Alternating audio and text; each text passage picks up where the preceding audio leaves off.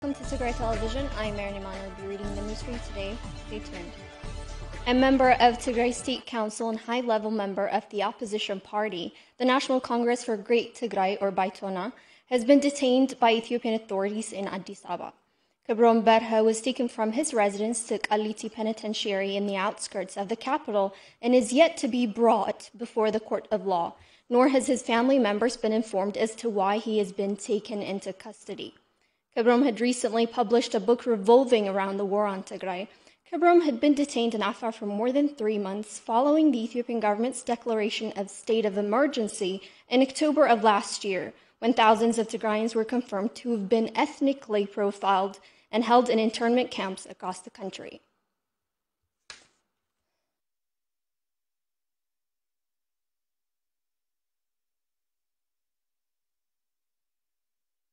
Women and girls in Tigray have been subjected to extreme sexual violence that included gang rape, sexual slavery, and violence leading to multiple health complications, including fistula. Our reporters visited Ma'ala Hamlin Fistula Center and spoke with multiple women, including one survivor of sexual violence, who even a year later is still suffering from physical wounds due to the blockade that has made it impossible to access sufficient medical care. Salome Tigrai presents. For much of the world, obstetric fistula is an academic rarity, and 2 years ago, before the start of the war on Tigray, it was on its way to being eradicated in Tigray as well. But 2 years later, following the systematic destruction of health facilities across the region, the Fistula Center has once again become overwhelmed by women suffering from the condition. Another factor in exacerbating the number of fistula cases in Tigray has been the widespread use of sexual violence. I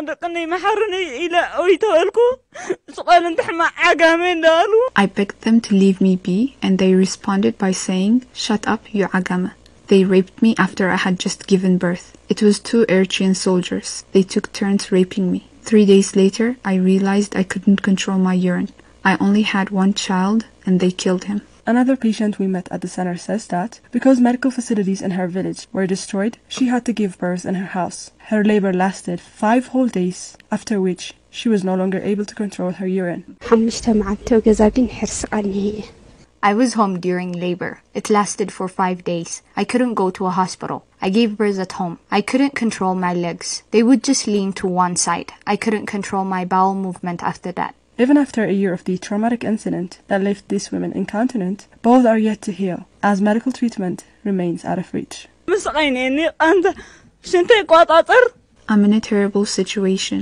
I can't control my urine. I feel a horrible pain in my uterus as well. Medical Director of Hamlin Fistula Center, Dr. Malako Abraha, and coordinating nurse Azib Kalayu on their part say that the center is on the verge of collapsing due to the blockade on all essential items, including medical supplies. ናይ ምግቢ ናይ ጽሬት ናይ ሕክምና መሳርሒ መመርመሪታት እውን በተዘሎ ከባን እጽዋን We haven't been able to provide food or food sanitation materials as well as items necessary for diagnostic because of the siege. We are on the verge of closing our doors. ሓደ ዓመት ሙሉ ምንም ነገር የብሉ ካብና ሰራሕተኛ ደሞዝ ጀሚሩ ማለት እዩ ለተንሕሙማት ለብጀተለን በጀት ምንም ነገር የለ The center hasn't had anything for a year now. Since last June, we haven't had salary for staff or a budget for the patients. We're reaching a point where we can no longer provide care for those desperate women. This facility, the only one treating women with fistula cases in Tigray, just like all of Tigray's health system, has been exhausted by the ongoing siege, prolonging the suffering of these women and their families. The circumstance of the more than 2 million IDPs in Tigray that have been forced to leave their homes in light of grave violations of human rights and the blockade on basic services has been exacerbated by the almost year-long siege on the region.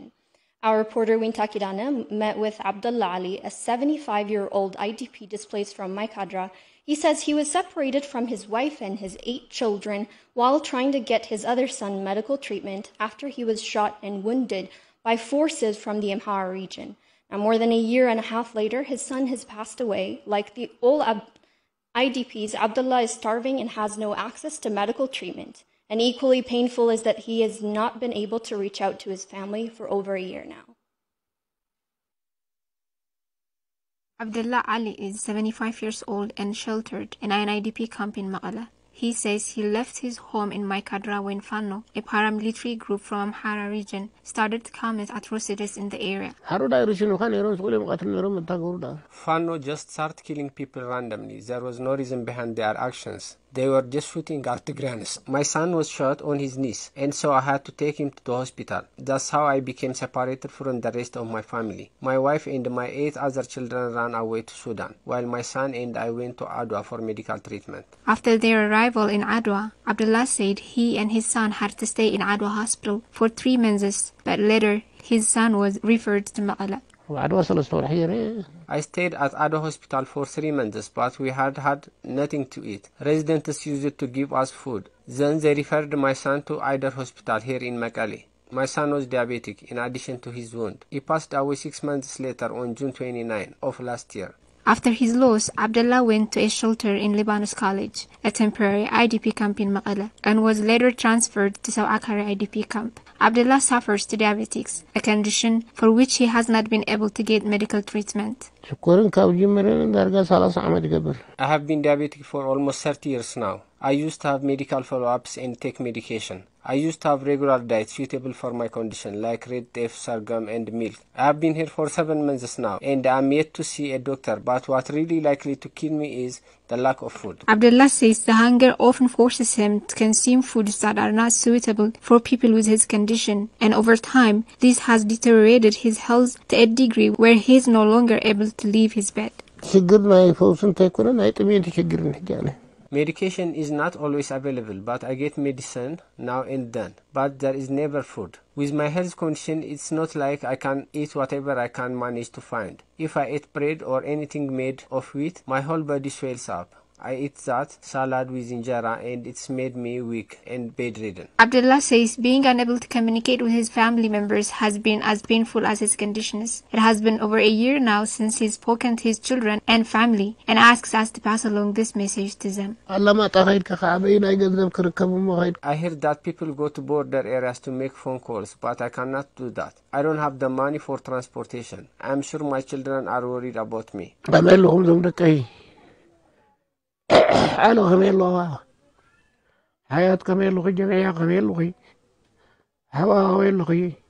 My children, how are you? My son Ali, how are you?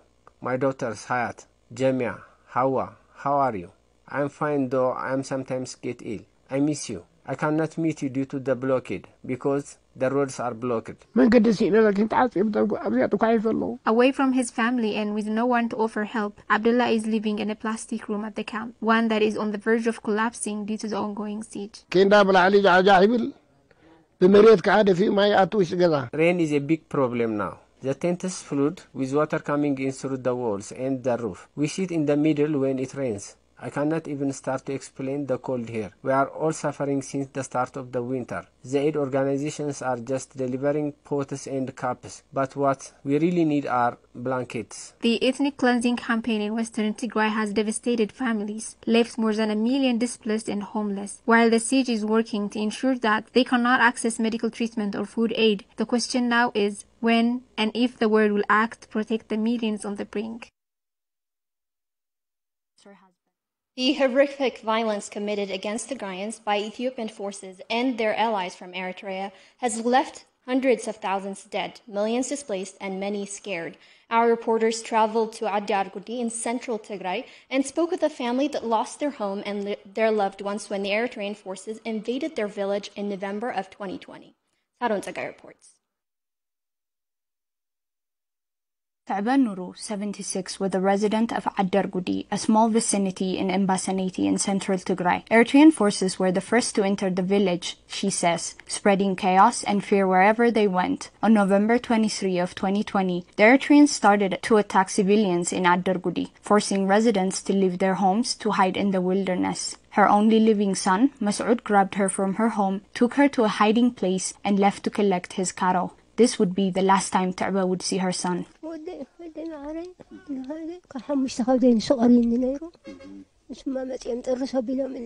He was the only one left of my 5 children, and the Eritrean troops took him from me. Prior to his death, he was trying to hide me away so Eritrean soldiers wouldn't find me and kill me. He took me to the wilderness. He told me to stay put until he collects his cattle. He covered me with a blanket and left. I told him not to go, but he told me he would be back. I wish they would have killed me instead. Ta'ba waited for days for her son to come back and take her home. 10 days later, family members would find her, take her home, and tell her what had happened to her son.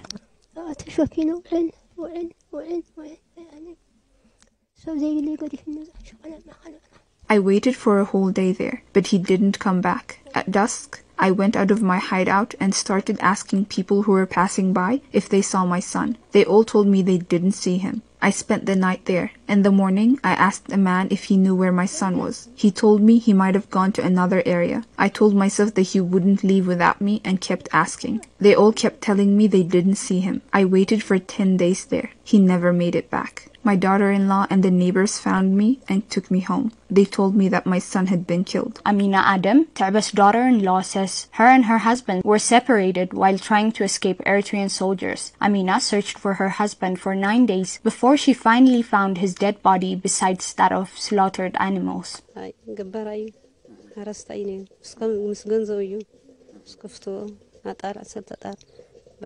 He was a farmer. He was with his cattle when they killed him. They first slaughtered 10 goats and an ox, and then they killed him there. Amina was pregnant when she lost her husband and was hiding in the wilderness. When she finally returned home, she realized the soldiers had camped there, taking everything they could find. Amina had come to realization that she had not only lost her husband, but also the home that they had shared together. For 9 days, while we were out in the wilderness, Eritrean troops were camping in our house. They used up everything while they were there and stole whatever was left when they left. I was pregnant at the time. I came back to an empty house and had nothing to feed my children. Masoud was not the only loved one Amina lost. Her father would be taken at the hands of Ethiopian forces in January of 2021. First, they killed my husband, and then they killed my father. My father was killed by Ethiopian soldiers. He was 88 years old, and he was too old to leave the house. That's where they killed him. We were forbidden from burying his body, so we buried him at night, when the soldiers wouldn't see us. Amina, a single mother of 8, is now forced to take care of her children and her mother-in-law, alone with no salary or help in sight. The termination of basic services and the all-encompassing siege that has blocked basics from entering Tigray have devastated millions. We visited the home of Jamila Muhammad, a mother of 4 whose husband suffers from disability. Jamila says it's been very difficult for her and her children, and especially her son, who's in addition to other health complications, is now suffering from malnutrition. Aragawi Gabra Mikhail has more.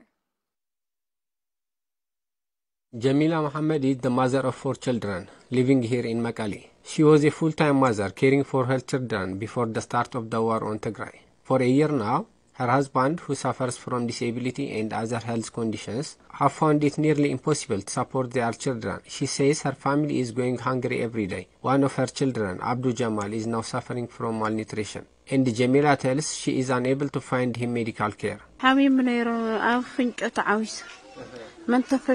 He is sick. He has trouble breathing, and his nose is clogged. I took him to the clinic, but I couldn't get any medication there, so they told me to buy him medicine from a private pharmacy. People at the hospital helped me buy the medication. I had nothing at hand. My son's health had improved after he took the medicine, but now he's becoming ill again, and he's also suffering from malnutrition. Jamal Hussein is Jamila's husband. He suffers from physical disability and also epilepsy, for which he needs medication. But since the start of the siege on Tigray, Jamal has not been able to access medication, making it difficult for him to support his wife in this difficult time.